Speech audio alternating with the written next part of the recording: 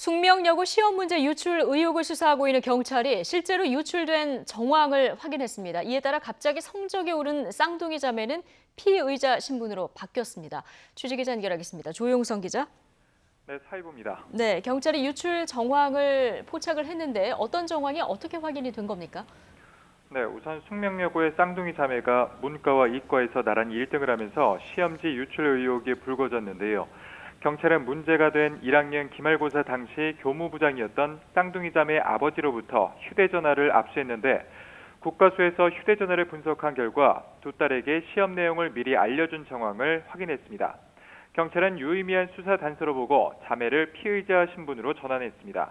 하지만 유출 당사자로 지목된 아버지는 여전히 혐의를 부인하고 있습니다. 예. 자, 그런데 수사 대상이 10대 학생들입니다. 경찰도 상당히 조심스럽게 접근을 하고 있군요.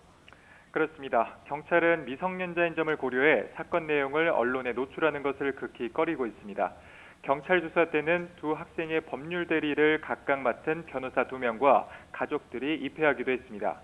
첫 번째 조사 때 자매 가운데 한 명이 점심을 먹다가 호흡이 곤란하다며 병원으로 갔는데요. 이 학생은 두 번째 조사 때도 답답하다며 조사를 다 받지 못하고 귀가했습니다. 예. 경찰 수사 시작된 지 꽤 시간이 지났는데요. 앞으로 시험 문제 유출 수사 어떻게 진행이 될까요? 네, 경찰 수사는 한 달이 조금 넘었습니다. 유출 정황을 잡은 경찰은 자매들이 안정을 되찾는 대로 다시 조사를 벌일 예정입니다. 필요할 경우 대질신문도 진행할 계획을 세웠습니다.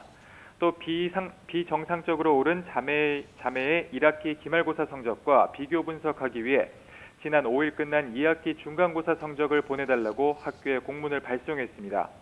아울러 경찰은 전 교무부장인 아버지 등 불구속 입건한 교사 4명을 대상으로 보강조사를 벌여 수사를 마무리할 예정입니다. 지금까지 사회부에서 YTN 조용성입니다.